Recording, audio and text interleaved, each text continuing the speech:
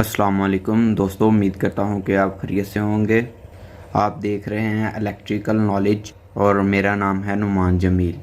तो दोस्तों, आज की वीडियो में मैं आपको बताऊँगा कि इंडक्टर क्या होता है और इसकी कितनी अक़साम है और ये कहाँ पर इस्तेमाल होता है। तो दोस्तों, वीडियो स्टार्ट करने से पहले अगर आप मेरे चैनल पर नए हैं और मज़ीद इसी तरह की इलेक्ट्रिकल वीडियो देखना चाहते हैं तो मेरे चैनल को सब्सक्राइब कर दें और साथ बेल आइकन को प्रेस कर दें ताकि नई आने वाली वीडियो आप तक जल्द से जल्द पहुंच सके। तो दोस्तों, चलते हैं वीडियो की तरफ। तो दोस्तों, ये ज़िक्र है ठीक आज से 250 साल पहले, यानी कि सन 1770 का है। इटली से ताल्लुक़ रखने वाले साइंसदान जिनका नाम था अलेसैंड्रो वोल्टा, वो डिफरेंट केमिकल के ज़रिए स्पार्क बनाने की इलेक्ट्रिसिटी ईजाद कर रहे थे। और ठीक 30 साल के बाद सन 1800 के अंदर ये दुनिया की पहली बैटरी बनाने में कामयाब हो गए, जो कि डीसी एनर्जी को अपने अंदर स्टोर कर सकती थी। तो दोस्तों, जब इन्होंने बैटरी बनाई तो उस दौर में सिर्फ डीसी बिजली होती थी, एसी सप्लाई का उस वक़्त कोई वजूद नहीं था। तो दोस्तों, इससे ठीक 20 साल बाद यानी कि 1820 में एक और अमेरिकन साइंसदान जिनका नाम जोसेफ हेनरी, इन्होंने दुनिया में सबसे पहला इंडक्टर ईजाद किया जिसको सप्लाई देने से उसके नॉर्थ और साउथ पोल बन जाते थे और वो एक मैग्नेट की शक्ल इख्तियार कर लेता था।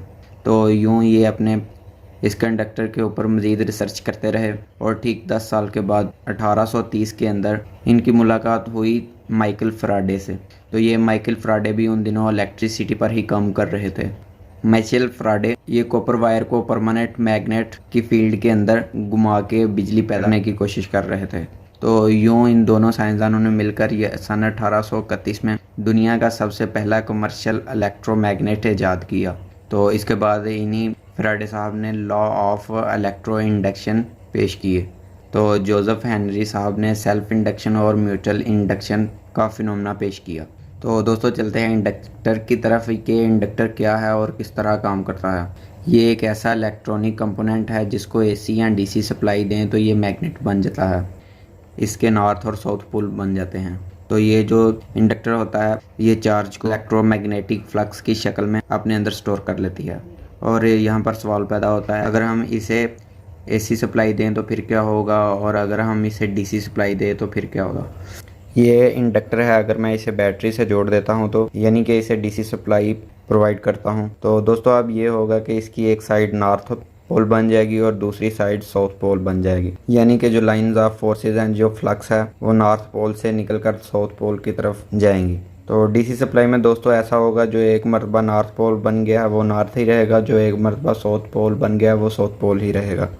अगर दोस्तों हम किसी इंडक्टर को एसी सप्लाई से जोड़ दें तो फिर ये होगा कि इसका एक पोल नॉर्थ होगा और दूसरा पोल साउथ होगा। तो हम जानते हैं दोस्तों कि एसी सप्लाई के अंदर दो पोल होते हैं, एक पॉजिटिव साइकिल होता है और एक नेगेटिव साइकिल। तो पॉजिटिव की तरफ नॉर्थ पोल होगा और नेगेटिव की तरफ साउथ पोल होगा। और जैसे ही साइकिल चेंज होगा यानी कि पॉजिटिव से नेगेटिव होगा, जो नॉर्थ पोल है वो साउथ बन जाएगा और जो साउथ पोल है वो नॉर्थ पोल बन जाएगा। तो दोस्तों, एसी सप्लाई में नॉर्थ पोल और साउथ पोल डिपेंड करता है एसी की साइकिल स्पीड पे। तो दोस्तों, इसी चीज़ पर जोसेफ हेनरी साहब ने एक फिनोमेना पेश किया कि जब हम किसी भी इंडक्टर को सप्लाई देते हैं उससे जो लाइंस ऑफ फोर्सेस निकलती हैं वो निकल कर अपनी ही कॉइल के साथ लिंक करती हैं, जिससे वो निकल के गई होती हैं। तो दोस्तों, इस अमल का नाम उन्होंने दिया सेल्फ इंडक्शन। और अगर हम उस कॉइल के पास एक और कॉइल रख दें तो फ्लक्स निकल के लाइंस ऑफ फोर्स निकल के वो दूसरी कॉइल में भी, तो उसमें भी ईएमएफ जनरेट हो जाएगी जिसको आप आउटपुट वसूल कर सकते हैं। तो इस अमल को उन्होंने नाम दिया म्यूचुअल इंडक्शन का। और यही ट्रांसफार्मर का वर्क प्रिंसिपल होता है कि ट्रांसफार्मर के अंदर दो वाइंडिंग होती हैं, एक को हम सप्लाई देते हैं और दूसरी से हम सप्लाई को वापस लेते हैं। तो ट्रांसफार्मर जो है ये म्यूचुअल इंडक्शन के असूल पर काम करता है। बहरहाल दोस्तों, अगर हम किसी इंडक्टर को बतौर मोटर की वाइंडिंग के लिए इस्तेमाल करें तो इससे बनने वाला फ्लक्स टॉर्क बनाएगा जो कि उस मोटर को चलाएगा। अगर हम इन वाइंडिंग को, इन इंडक्टर को किसी जनरेटर पर इस्तेमाल करें तो इनके फ्लक्स से ईएमएफ यानी कि वोल्टेज जनरेट होंगे और बिजली पैदा होगी। और अगर हम इन्हीं आलात को ट्रांसफार्मर में यूज़ करें तो उससे हम वोल्टेज को स्टेप अप या स्टेप डाउन भी कर सकते हैं। तो दोस्तों, कहने का मकसद है कि इलेक्ट्रिकल बेसिक जो 3 मशीनें हैं, मोटर, जनरेटर और ट्रांसफार्मर, इनके अंदर जो बेसिक कंपोनेंट हैं वो है दोस्तों इंडक्टर, जिसको हम कॉइल या वाइंडिंग भी कहते हैं। तो चलिए दोस्तों, अब हम इनकी टाइप्स की बात कर लेते हैं। तो इंडक्टर की दोस्तों बुनियादी तौर पर दो इकसाम होती हैं, एक फिक्स्ड इंडक्टर और दूसरा वेरिएबल इंडक्टर।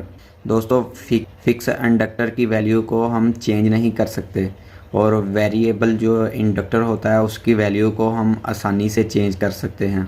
तो दोस्तों वेरिएबल इंडक्टर की मैं आपको एक सादा सी मिसाल देता हूँ। जो आपके घर यानी फ़ैन के पीछे जो स्पीड कंट्रोलर होता है जिसकी मदद से आप फ़ैन की स्पीड कम या ज़्यादा कर सकते हैं, ये वेरिएबल इंडक्टर की एक मिसाल है।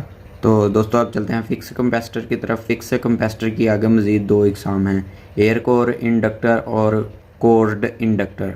तो दोस्तों कोर्ड इंडक्टर की आगे मज़ीद दो इकसाम हैं, iron core inductor, ferrite core inductor. तो चलिए बारी बारी इनको वन बाय वन एक्सप्लेन करते हैं। तो दोस्तों इंडक्टर की सबसे पहली किस्म है एयर कोर इंडक्टर, यानी कि ये सीधा सीधा इंडक्टर है। दोस्तों ये सादी एक बस वायर होती है। इस तरह के इंडक्टर को हम हाई फ्रिक्वेंसी एप्लीकेशन के अंदर इस्तेमाल करते हैं जहाँ पर बहुत ही कम इंडक्टेंस रिक्वायर्ड हो। तो दोस्तों इसके बाद सेकंड की बारी आती है आयरन कोर इंडक्टर की। तो आयरन कोर का मतलब है कि जिस इंडक्टर में एक लोहे की सलाख डाली जाती है, जैसा कि दोस्तों नाम से ही ज़ाहिर है आयरन कोर। तो इस कोर के अंदर आयरन की एक सलाख को डाल दिया जाता है। तो दोस्तों इनको हाई पावर एप्लीकेशन के अंदर इस्तेमाल किया जाता है। इनका मैग्नेटिज्म बहुत स्ट्रॉन्ग होता है, इसलिए इन्हें हम सर्किट ब्रेकर के अंदर भी इस्तेमाल करते हैं। इसके अलावा रिलेज के अंदर भी हम इसे इस्तेमाल करते हैं। तो इसके बाद चलते हैं दोस्तों कोर इंडक्टर की तरफ। दोस्तों जो कोर इंडक्टर हैं इनकी दूसरी किस्म है जिनको हम कहते हैं फ्राइड कोर इंडक्टर, क्योंकि इनके अंदर कोर के तौर पर फ्राइड मटेरियल को इस्तेमाल किया जाता है।